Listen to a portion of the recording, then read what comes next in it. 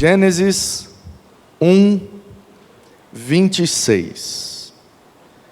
Diz assim a palavra de Deus: E Deus disse: façamos o ser humano à nossa imagem, conforme a nossa semelhança.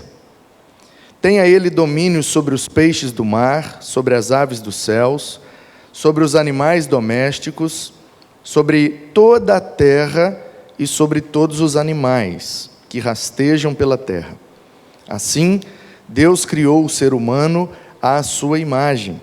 À imagem de Deus o criou. Homem e mulher os criou. E Deus os abençoou e lhes disse: sejam fecundos, multipliquem-se e encham a terra e sujeitem-na.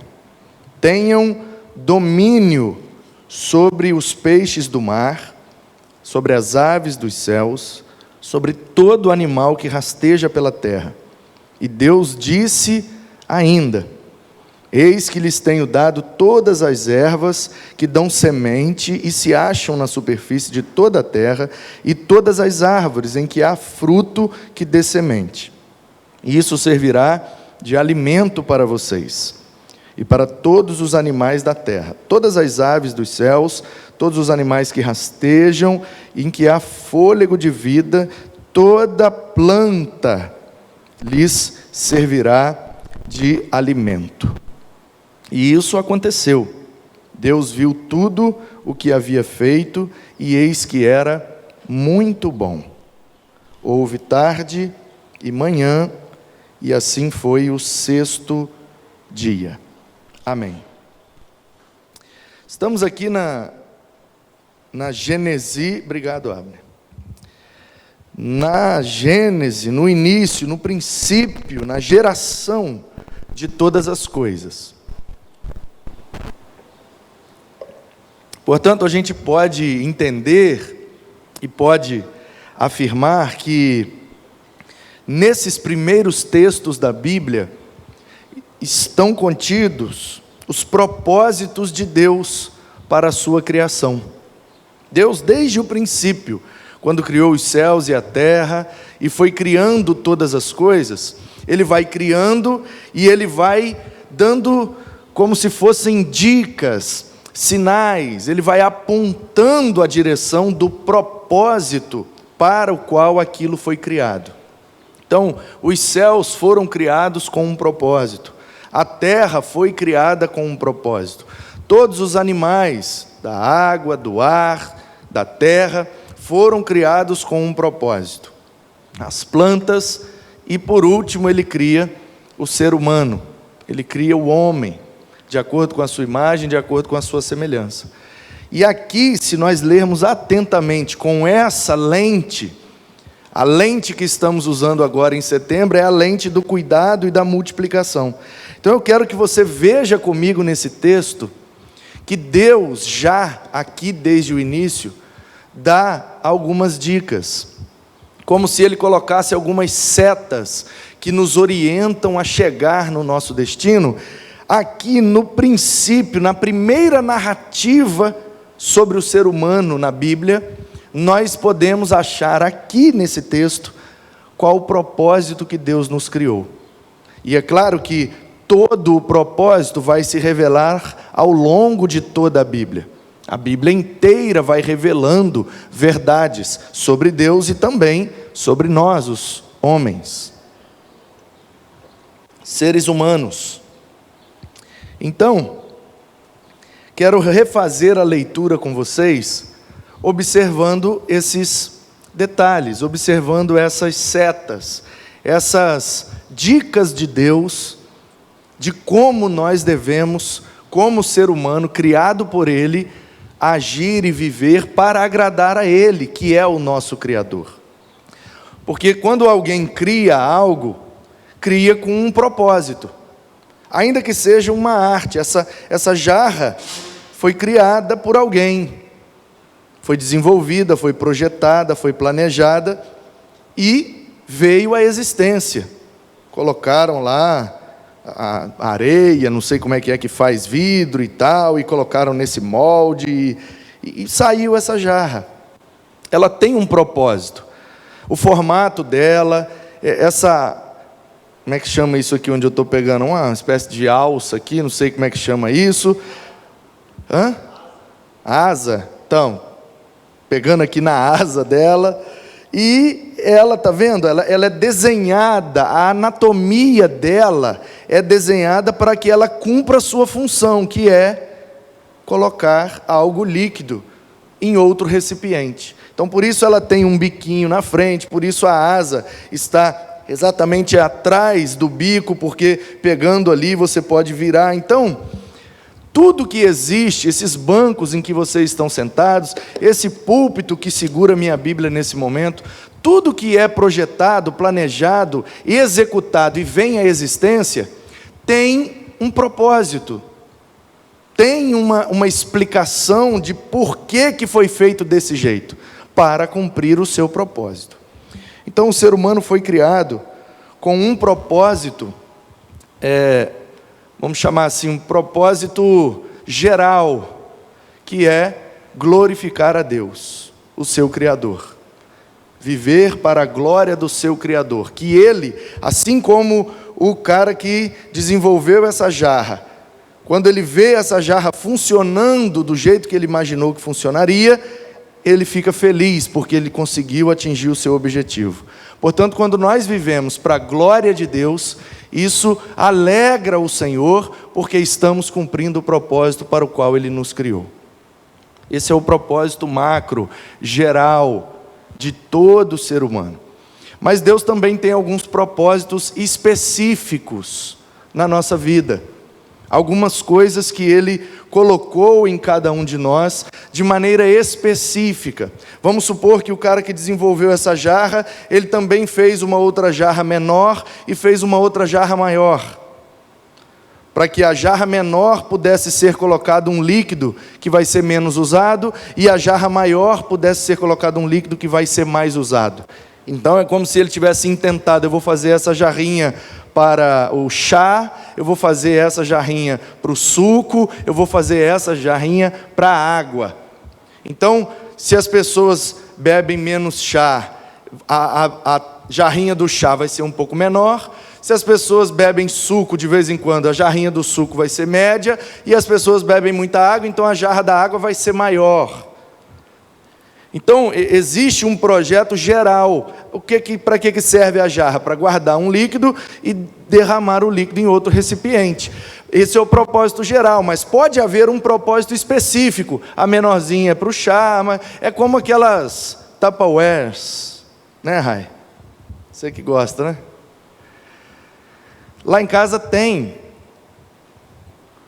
Eu não sei se é Tupperware, porque Tupperware não é muito assim, né, do nosso estilo de vida, mas tem uns, como é que chama aquilo, Rai?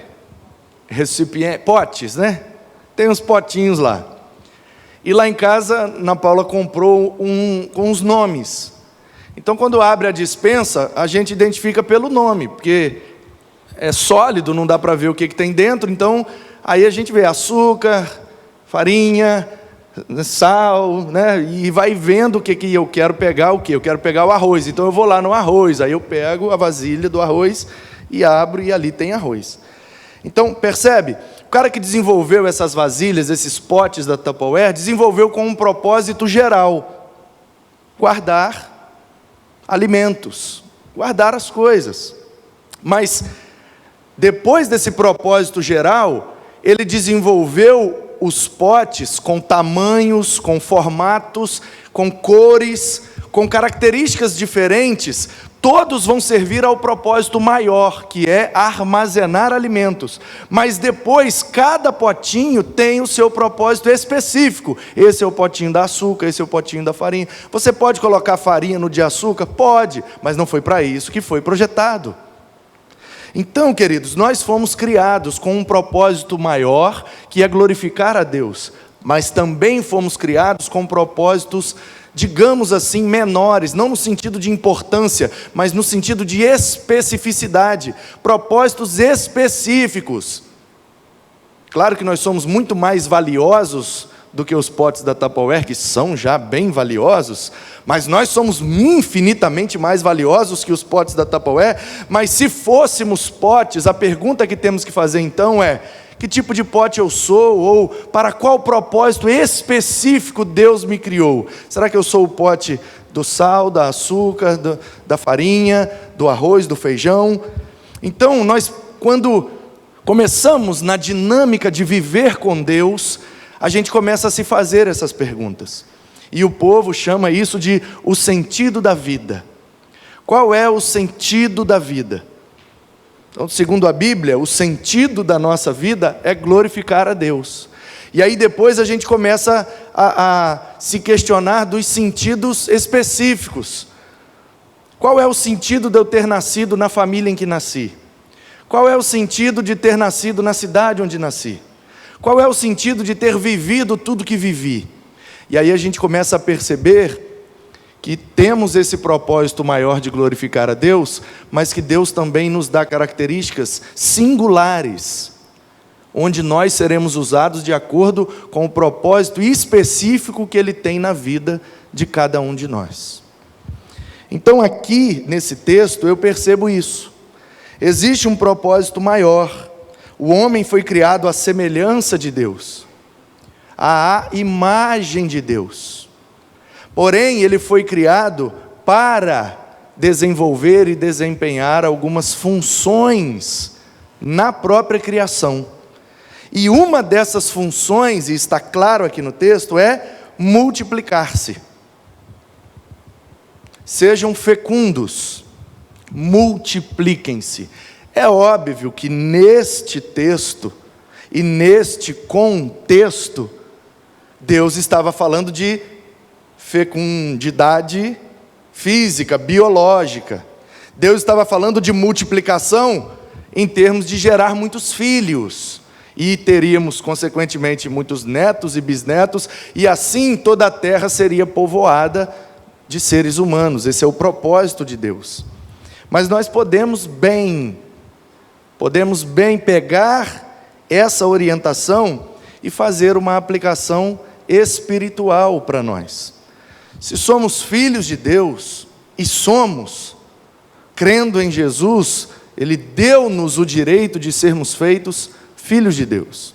Ele veio para os seus não receberam, mas todos quantos o receberam, Ele deu esse direito de ser feito e chamado de filho de Deus, onde Jesus é o primogênito e nós somos todos os seus irmãos por adoção, mas irmãos, com direito inclusive de morar em sua casa por toda a eternidade. Então, a aplicação que eu quero fazer é voltar com você agora ao início da leitura e extrairmos aqui algumas lições espirituais de como que Deus cuidou de nós desde a nossa criação. Deus fez aqui, no caso, Adão e Eva, com características peculiares, mas Ele também fez eu e você. Quando ainda, como diz o salmista, né? Quando ainda éramos uma massa informe, no ventre de nossa mãe, o Senhor nos fez, diz ele, de uma maneira especial e admirável. Como que você cria um ser humano? É impossível. Quem tem filhos sabe, não fomos nós que criamos os nossos filhos, foge do nosso controle, a gente não escolhe o cabelo, os olhos, a cor da pele, simplesmente é formado de uma maneira especial e admirável, e quando vem à luz é que a gente percebe, olha, é mais branquinho, é mais moreninho, o cabelo é mais claro, é mais escuro, o cabelo é desse jeito ou daquele, olha, a unha é assim, o nariz assim, a orelha, e a gente vai admirando a beleza daquela criação, olha essa orelhinha, olha esse narizinho, olha que lindo, mas não foi a gente que fez, a gente tem essa consciência. Embora nós cometemos o ato que gerou, nós não somos os criadores dos filhos. Eles são uma herança do Senhor para nós. Então, vamos reler o texto, e eu queria que você relesse comigo, extraindo essas lições para a nossa vida nessa manhã. E a pergunta que eu quero responder é: se Deus cuidou de mim de uma maneira especial e admirável, me criando, me sustentando e fazendo-me chegar até hoje, o que é que eu posso devolver para Ele, para a glória dEle, que vai deixá-lo alegre com esta criação que Ele fez? Então as respostas são, em primeiro lugar, versículo 26, e Deus disse, só essa frase aqui já dá livro, da mensagem, dá livro, da palestra, e Deus disse, o fato de que Deus fala, só isso já é especial e admirável, porque um Deus tão grande, eterno, um Deus que é transcendente, que está sentado no seu trono e governa o universo, na linguagem metafórica de Isaías. Como que um Deus com esse poder, com essa soberania, com essa magnitude se presta ao papel de falar comigo, um mísero pecador? Portanto, só o fato de eu saber e ter a consciência de que Deus se preocupa tanto comigo, que Ele faz questão de falar comigo.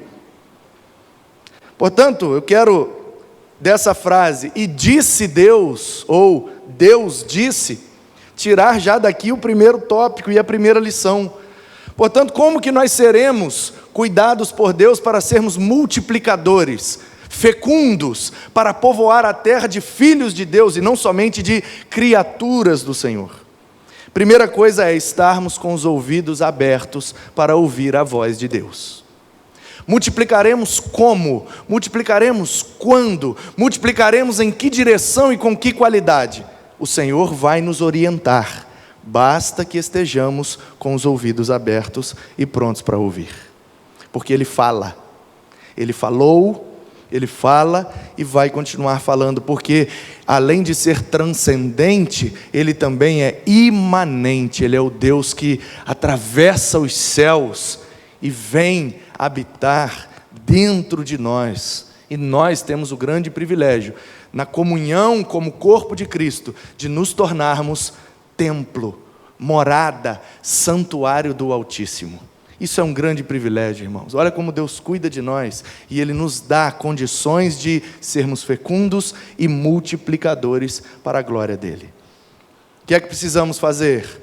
Ouvir a sua voz. Ele fala através do seu livro, Ele fala através da sua criação, Ele fala através de sua imagem e semelhança, Ele usa a natureza, Ele usa pessoas, Ele usa o seu livro, Ele usa uma situação, Ele usa inclusive uma adversidade para falar e orientar as nossas vidas. Façamos, está na primeira pessoa do plural, façamos o ser humano. Aqui já dá uma ideia de que o nosso Deus é um Deus plural. A pessoa que conjuga esse verbo aqui é nós. Façamos. Então, Deus é plural. Como é que a gente resolve esse problema? Para nós cristãos, tranquilo, temos a doutrina da Trindade. É um Deus em 3 pessoas, Pai, Filho e Espírito. Tranquilo para nós de resolver esse... Como que Deus é plural? Não é um só Deus? É um só Deus, mas Ele se revela em 3 pessoas. Façamos o ser humano à nossa imagem, conforme a nossa semelhança. Outra coisa que demonstra o cuidado de Deus por nós, para que sejamos multiplicadores, é que Ele comunicou algumas semelhanças conosco. Algumas características que Ele tem e Ele colocou em nós. A teologia vai chamar isso de atributos morais ou atributos comunicáveis. Por exemplo, misericórdia é um atributo de Deus. Deus é misericordioso. Miseris e cardio, literalmente é colocar o coração na miséria. É quando você consegue sentir a miséria do outro, perceber a necessidade do outro, e você então vai na direção do outro para socorrê-lo nesta situação. É isso que Deus faz conosco. Ele olhou para a nossa miséria, por causa do pecado, e veio em nossa direção para suprir a nossa necessidade. Então, Ele comunica esse atributo conosco. Nós somos semelhantes a Deus quando agimos com misericórdia. Quando percebemos que alguém está... E quando eu digo miséria, eu não estou falando de não ter dinheiro. Porque no popular a gente associou o termo miséria com pobreza. Mas às vezes a pessoa é podre de rica. Não tem onde mais botar dinheiro. E vive uma determinada miséria na sua vida. Porque o dinheiro não compra tudo. Então pode ser que essa pessoa tenha falta de alguma coisa na vida dela. Nessa área da vida ela está miserável. Ela não tem para suprir a sua necessidade. Então, como Deus é misericordioso conosco, Ele comunicou esse atributo para que a gente fosse misericordiosos com os outros. E assim vários outros atributos. Amor, justiça, compaixão e várias outras características que Deus tem e Ele comunicou com a gente. Então nós somos semelhantes a Deus. Por exemplo, somos seres espirituais. Os animais não têm essa característica que nós temos. Somos seres espirituais, porque quando Deus criou, Ele só soprou do seu espírito no ser humano. Nós temos o desejo, uma necessidade de adorar a um Deus, que não seja o Deus da Bíblia, de Abraão, de Isaac, de Jacó, que não seja o Yahvé, que não seja o eu sou, que seja outro, mas não existe um povo, que seja uma tribo, que seja uma etnia distante, que nunca teve contato com nenhuma outra civilização. Você chega lá, eles têm a sua maneira de adorar uma certa divindade. Portanto, todo ser humano nasce com a necessidade de desenvolver a sua espiritualidade. A espiritualidade é um atributo de Deus, mas Ele comunicou isso com o ser humano também. Nós somos espirituais, nós somos racionais, intelectuais, desenvolvemos a escrita, nós fazemos arte, nós exprimimos as nossas características, a nossa sensibilidade. Você dá lá um pedaço de madeira, 3 potes de tinta, um pincel, um serrote, na mão de uma criança. Fala, faz aí, dá um papel e vários giz de cera. Pode ser o mais novinho. Você dá um papel em branco e um pote de giz de cera colorido, ele vai pegar o azul, vai pintar, vai pegar o vermelho, vai pintar, vai pegar o amarelo, vai pintar. Você vai olhar, você não vai entender nada. Ele vai falar, é a mamãe, é papai, é o cachorro. Uma criancinha de 1 aninho, às vezes até menos, você dá um papel em branco e uma coisa que escreve, ele vai fazer, aí vai fazer um borrão, é o peixe, vai fazer outro borrão, é o cachorro. Agora pega então, os animais vão evoluindo, então pega um macaco, se é o mais evoluído, pega um cachorro, bota um papel em branco e bota um pote de giz de cera, vê o que eles vão fazer com isso. Vai fazer nada, porque eles não têm necessidade de exprimir a sua sensibilidade, a sua percepção. Eles não têm intelectualidade, cognição, eles não compreendem, eles não fazem essa pergunta que nós fazemos: qual é o sentido da vida, para que eu nasci? Isso é característica única do ser humano. Por quê? Porque na criação, somente nós fomos feitos à imagem e conforme a semelhança de Deus. Olha como Deus cuidou de nós, colocando em nós características que antes só pertenciam a Ele. Para quê? Para que fôssemos multiplicadores. Para que povoássemos a terra dos filhos de Deus. Para que fôssemos fecundos, férteis e gerássemos filhos e filhos e filhos para povoar a terra dos filhos de Deus. Nós falhamos nesse processo. No capítulo 3 o homem peca, e aí então o plano redentor de Deus entra em ação, o plano que Ele já tinha antes da fundação do mundo, entra em ação então, nós precisamos viver todo esse processo para cumprir o propósito para o qual Deus nos designou. Então, nós somos semelhantes a Deus, e com isso nós podemos dominar sobre os peixes, sobre as aves, sobre os animais. Olha o tamanho de um elefante, olha a força de um leão, o poder destruidor de um urso. O ser humano dominou sobre todos esses animais.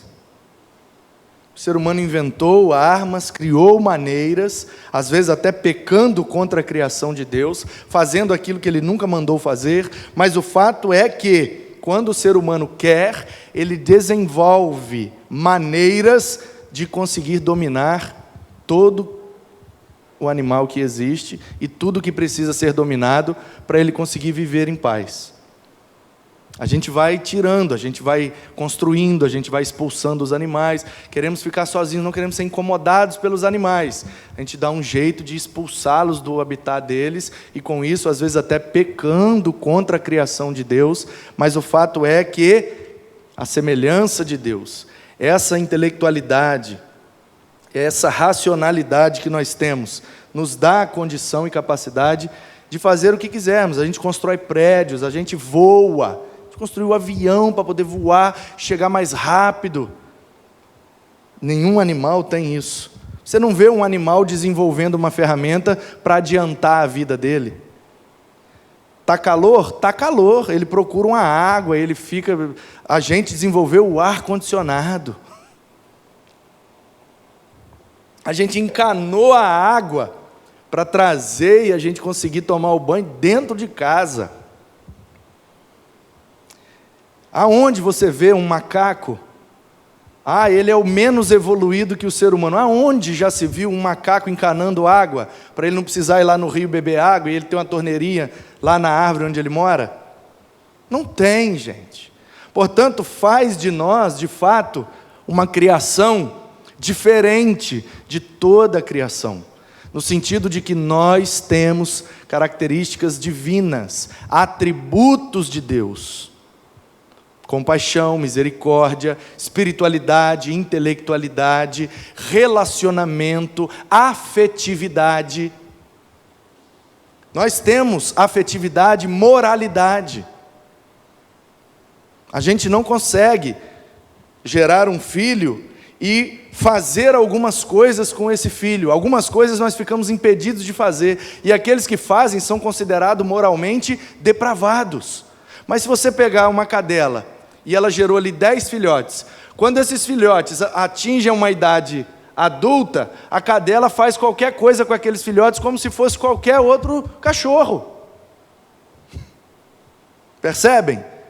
O animal não tem moralidade, senso de moralidade. Não, isso daqui eu não posso. Eu não devo pegar o que é do outro. Eu não devo dar prejuízo ao outro. Existe um senso de moralidade, ainda que não esteja na lei. Existe um senso de moralidade dentro do ser humano, onde ele percebe ao longo de sua vida o que ele pode, o que ele não pode fazer, o que ele deve, o que ele não deve fazer. Todo lugar, até uma tribo distante, eles não têm código civil, eles não têm legislação, não têm regimento, não têm estatuto, não tem nada, mas tem um código de ética e de conduta dentro daquela tribo, que se cometer algumas coisas, vai ser punido. Isso é próprio do ser humano.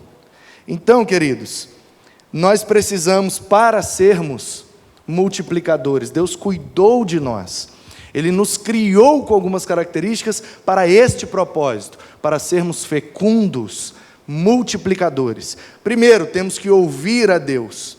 Segundo, temos que agir com as características que Deus colocou em nós. Quanto mais misericordiosos, quanto mais compassivos, quanto mais bondosos, benignos, quanto mais morais, quanto mais intelectuais e espirituais nós somos, mais a gente fica fecundo, mais férteis e mais a gente multiplica. Eu gostaria de multiplicar para a glória de Deus. Pegar o que Deus colocou em mim e passar para outros, multiplicar essa capacidade, essa habilidade, essa percepção, alcançar vidas para a família de Deus, anunciar às pessoas que o que aconteceu comigo pode acontecer com elas. Vocês também podem se tornar filhos de Deus, ter um relacionamento com Deus, ouvir a Deus e agir com atributos que Deus colocou em você também. E aí a gente se torna multiplicadores, aumentando a quantidade do que nós somos. Mas para isso nós precisamos ouvir a Deus, agir com essas características e perceber as nossas diferenças. Versículo 27 diz: assim, Deus criou o ser humano à sua imagem, a imagem de Deus o criou, homem e mulher os criou. No primeiro ser humano, isso aqui é um ponto às vezes de incompreensão de alguns. Uai, mas como que ele criou aqui o homem e a mulher? Aí no capítulo 2 tem só o Adão, e depois é que o Adão dorme da costela. Pois bem, o que o texto está narrando aqui é o seguinte: quando Deus intenta fazer o homem, Ele já tem na sua intenção fazê-lo diferente, fazê-lo casal, fazê-lo dois para que se completem.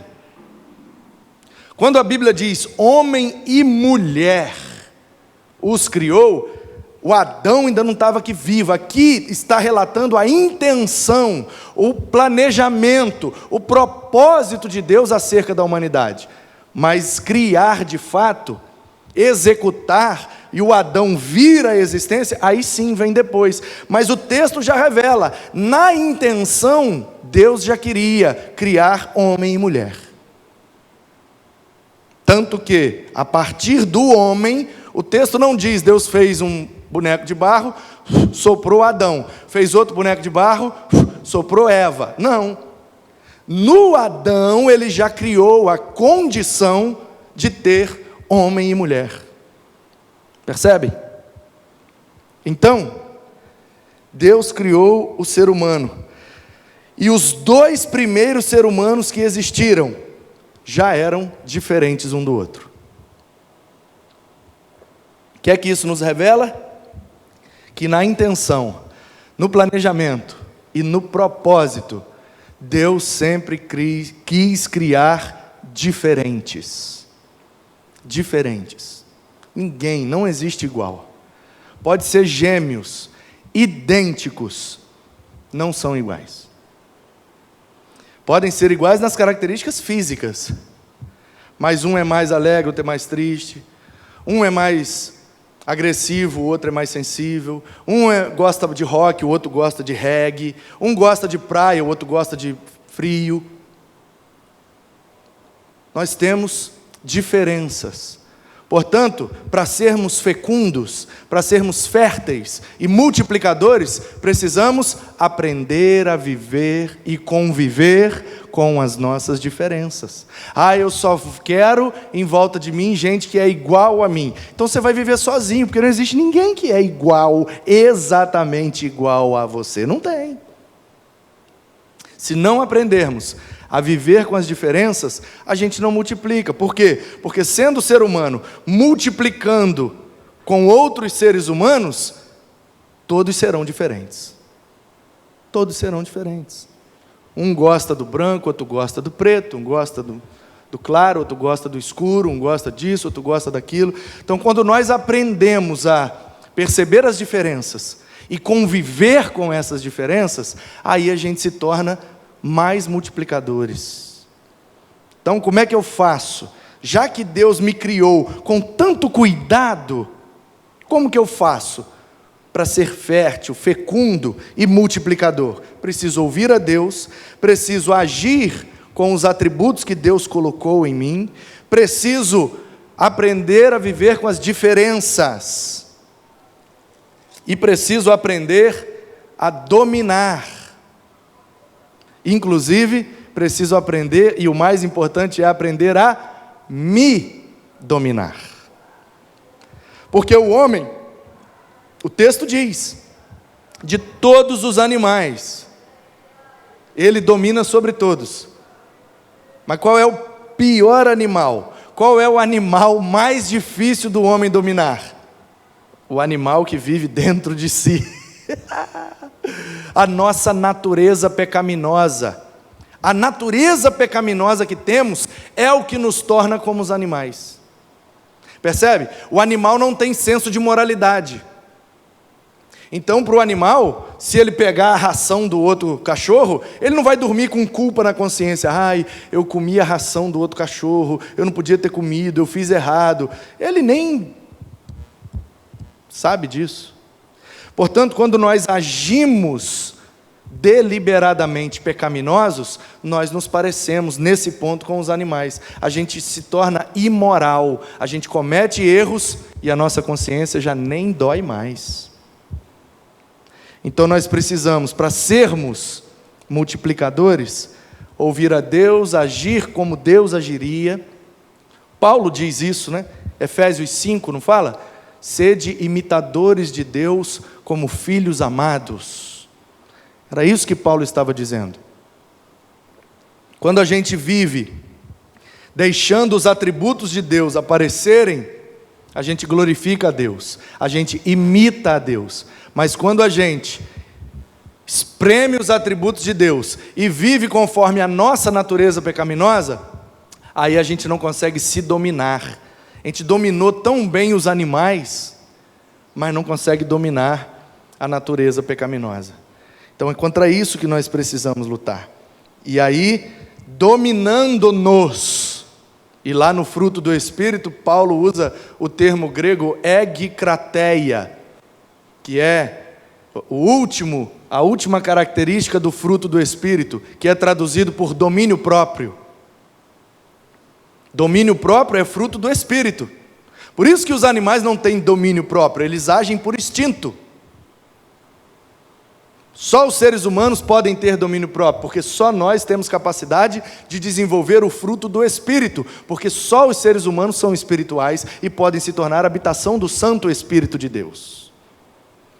Então, quando nós ouvimos a Deus, praticamos os atributos que Deus colocou em nós, quando nós aprendemos a conviver com as diferenças, quando nós aprendemos a nos dominar, é aí que Deus do céu olha para nós e exclama, como ele exclamou aqui: e viu Deus que era muito bom.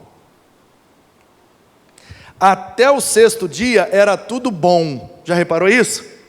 E viu Deus que era bom, e viu Deus que era bom, ou seja, funcionou, criei, está funcionando. Mas quando ele cria o homem, quando ele revela aqui a sua intenção e o seu propósito de criar o homem, e isso vai se tornar um fato no capítulo 2, aí é como se ele tivesse aqui terminado o projeto.